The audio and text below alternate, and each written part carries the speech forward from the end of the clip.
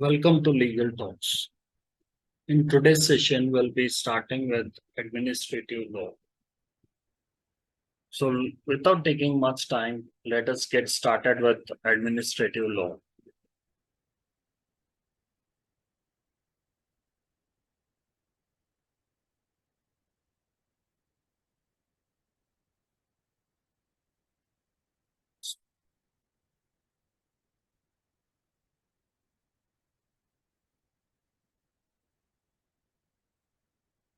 Okay. So, introduction to administrative law. So, in today's session, we'll first start with administrative law and how it was started. Earlier, police state.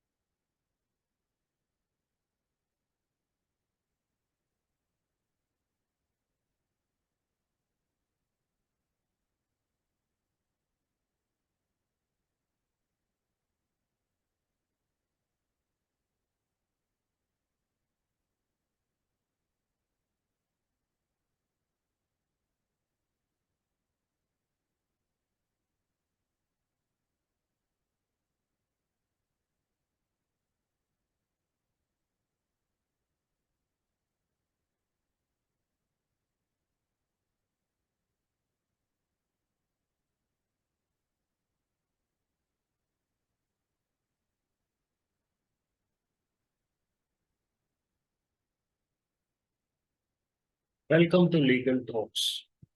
In today's session, we'll be looking at administrative law. So, without taking much time, let us get started with administrative law. Introduction to administrative law. In the past, most of the administrative services were handled by the police states. Okay, so in earlier days or in the earlier years, like most of the sovereign functions of the state, okay, like most of the administrative work was handled by the police states. Then gradually what happened was, okay, so gradually then what happened was most of the work, most of the work, the states expanded in the sense, so the complexity of the states had increased many folds. Okay, the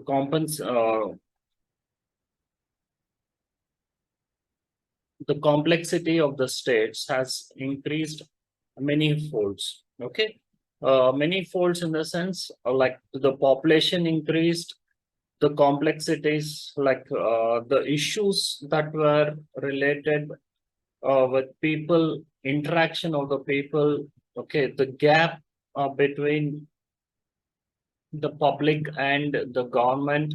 So this there were special challenges which probably may not be handled by the police states. So in short, we can say the complexity increased in many folds. So there was a desperate need for a full-fledged system that could function, and not only function but can support the government in a better manner. So this gave rise to challenges of social security. So social security, like man is a social animal, they say. So the needs of the man are different. So there may be economical issues, there may be life-threatening issues, there may be security concerns. So since a man lives in a society, so there may be health-related support, there may be money-related support, money-related issues. So this all has to be managed, okay, which probably a police state may not be able to do, and there was a desperate need for a specific administrative law. And as the population increased, as the complexity increased, so the crime rate also increased, which had to be handled and which had to be prevented in the primary cases. And there should be a system which should be intact, a system which should act fast so that the crime rate is dropped dramatically. So this brings us to the point that there were challenges in both social security and justice, which demanded for the existence or bringing up a complete administrative law or a body which can provide better inputs and which can function in a better way. Okay, and other so we have looked at 2 points. Okay, next move on to the third point that uh, talks about to provide enhanced administration services were handled by the state. Now, this services that were handled by the police states were minimal services. Okay. Now, these minimal services may not be of great help in managing the resources and providing quality services.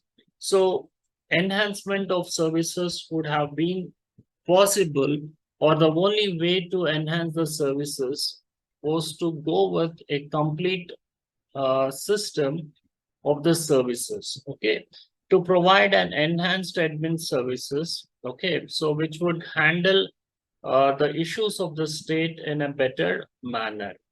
So there was a desperate need to have a complete administrative law or administrative system.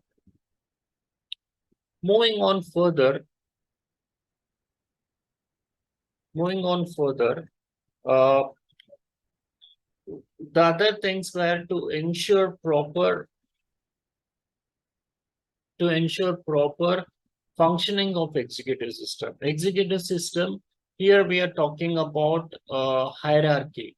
So whenever administrative work has to be handled, it should function in a decentralized mechanism. Decentralized mechanism means the work is divided. Okay, the work is divided in different categories. Okay, now if one person cannot handle all the departments. No, why one person cannot handle all the departments? So it's not like he doesn't have the capability. He may be having the capability, but there may be time restraints, there may be time consideration, and the quality of the work will not be good. Okay, so most of the government now functions on the model of decentralized system. Decentralized In a decentralized system, the work, sorry, the administrative work is divided into different categories, and there are different heads for each category, and the work is monitored at the level, different levels. Okay, and in this way, the work can be properly organized and the quality of work can also be enhanced. Okay. And other function here is to control in the sense, if there is a proper administrative department, it will be easy to control the workflow. Workflow can be easily managed. Okay. And second one is to regulate. Regulate in the sense, wherever there is a necessary change to be happening. So that necessary changes can be easily brought in when there is an established administrative department or when there is an established administrative law. And sometimes the powers of the state have to be limited. Okay. And that also can be done when there is a perfect functioning administrative law. And not only this, there are many other agencies which can be properly monitored and assessed with the help of administrative law. So it focuses on how to control, how to regulate, how to limit, and it also deals with the subsidiary or supporting agencies which help in the proper functioning of the state. Okay, moving on further, moving on further, we'll be looking at uh, emerged as the most significant branch of public law. Now, as the states started increasing, the interconnectivity between the states, the dependency between the states also increased. Now, this has to be efficiently managed. Okay, there is no scope for communication gap in administrative system. So as they say, knowledge is power, and information has to be properly transferred from one department to another department. In terms of states, it becomes more essential. So gradually, this became an independent department. The administrative law, which was basically handled by one department, has grown into many folds, and there is a desperate need now. Okay, because it has come in public domain, and we cannot overlook the needs of the public.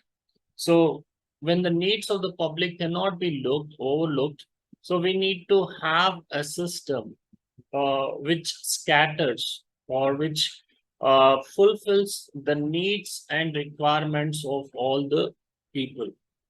So it gradually, which started or which was basically controlled by police system, has emerged to an independent body. Now, this administrative law, the independent branch of public law, what does it do? It basically handles executive powers. Executive powers in the sense, now, if someone is discharging his duties as an officer, so to what extent he can discharge his duties? Okay. And what are his functions? What are the things that he has to do? Okay. And it also deals with specific remedies. Remedies here means solutions. So whenever there is a problem in some area, so the problem has to be properly handled. For that, there should be established procedures. Okay. Like, for example, for instance, we'll take a small example. If there happens to be a protestation public protest. Okay. Say some organization is going to uh, is going for a public protest or is organizing a rally. Now, when it is organizing a rally, so there may be different people involved in the rally. Okay, so the agenda of the rally may be in the favor of public, but again it becomes a crucial incident. Why it becomes a crucial incident in the sense the people who are participating in the in the rally should have safety of their lives.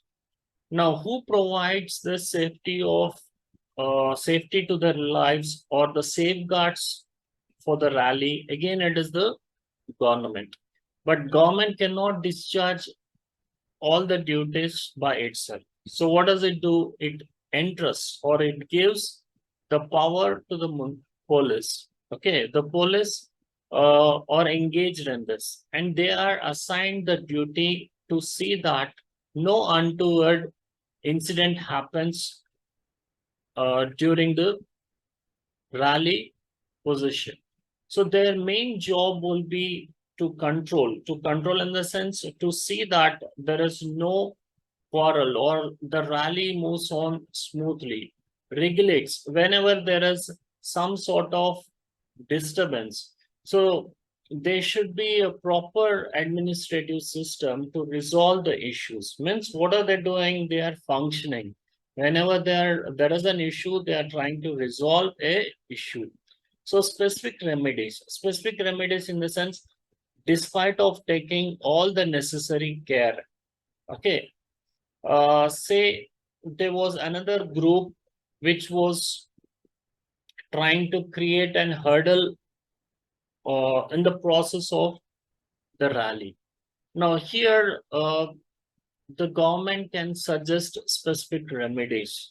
Specific remedies like one can be like immediate arresting the people who are trying to create an hurdle to the rally.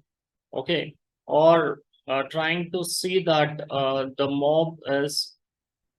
mob gets distracted or taking an action on the mob. So these are specific remedies in the sense solutions that can be given. So this and all are the part of administrative law. So moving on further, let us see what else the administrative law focuses on. Now,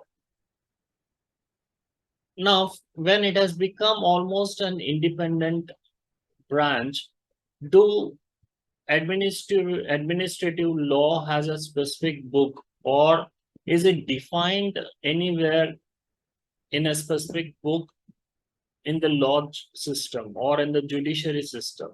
So here we have to say that there is no separate provision. No separate provision in the sense there is, though administrative law is essential, there is no specific book that clearly states the administrative laws. Okay, so in short, we can say it is an integral part of constitution law books. Means all the procedures that are to be followed to control, to administer, or to regulate, or to administer, all this are already laid down, already very clearly stated in the constitutional books. The constitutional books already have all the administrative laws, which are very clearly defined and declared in the constitutional law. Like for instance, if some incident happens, okay, so the procedure to deal with such an untoward incident is already defined in the constitutional law books, okay, which clearly state about the functions or concerns of the functions of the state and public law. So our Indian constitution is very great. Okay, so it clearly states not only the concerns but also the functions, how things have to be handled at various points whenever there is especially an issue.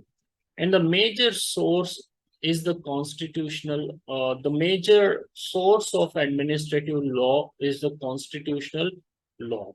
So the books of constitution law clearly lay down different procedures or different ways and methods to handle things or to administer the things without any further deviation or without any further delay. Moving on further, what had a broad importance of administrative law? Why administrative law has become so important? One of the reasons is rapid industrialization. Rapid industrialization in the sense, so with the increase of population, the demand for food, the demand for basic necessities has also increased, and the nation has become more prosperous, more wealthy, okay, wherein the demand for the goods and commodities has increased. So when industries increase, so there should also be a proper mechanism, there should be a proper system to administer the manifold number of industries or the number of industries which have dramatically increased over a period of time, unless and until if there is no proper functioning of government administrative procedures, all the work will be delayed. Now once the work is delayed, it may create a problem in the development of nation. And other issues or life insecurity in the sense, uh, when the population has increased, it becomes a little bit challenging to the administrative department. The administrative department has also to step in and see that there is no injustice done to a common man.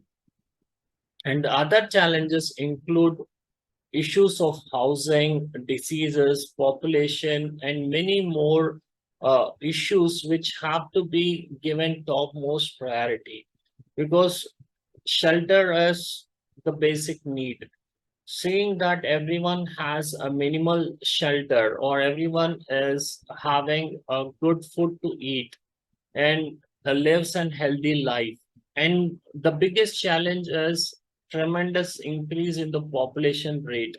So over the years, the population of India has uh, increased many folds. Okay, and this also brings an importance of administrative law. Unless and until the administrative laws are not strict, administrative laws are not well established, then it becomes a big task for the government to function normally, or it becomes highly difficult for the government to discharge its duties. And the next one, it has become inevitable in the modern state. Modern state now compared to the past. So India has become a big nation. Okay, so there are many states in India, and without a proper administrative system, communication between the states may be highly impossible. Delegation of the work between the states is highly impossible. Okay, smooth functioning and development of the nation may not be possible without an intact administrative system. Okay, so inevitable in the sense, there is no other excuse. So it has become the need of the hour. So we need to have a well-established administrative system, and it should be on fair administrative procedures. Fair administrative procedures in the sense, if there is a dispute between two parties, the two parties should get the equal justice. Okay, here I mean to say that there should not be any least scope of biased nature. So it should not happen that the administrative procedure is benefiting one party and is depriving the other party. Then, if such a thing happens, then we say probably it is not a perfect administrative system. Okay.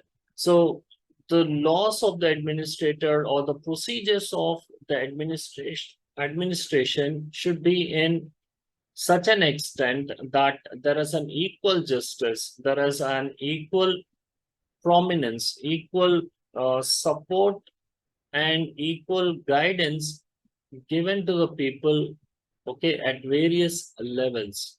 Okay, then only we can say that the administrative system is functioning in a very good manner. Okay, the key thing before we wind up today's session is administrative laws play a very major role. Okay, so if you take most of the developed countries, okay, the main secret behind the developed countries is their strength, or you say intact functioning. Okay, exceptionally good functioning of their established and proven administrative law. So this brings us to the end of today's session. So I hope you all like the talk. Okay, and please do share it with your near and dear ones. Thank you. See you in the next session. Have a good day.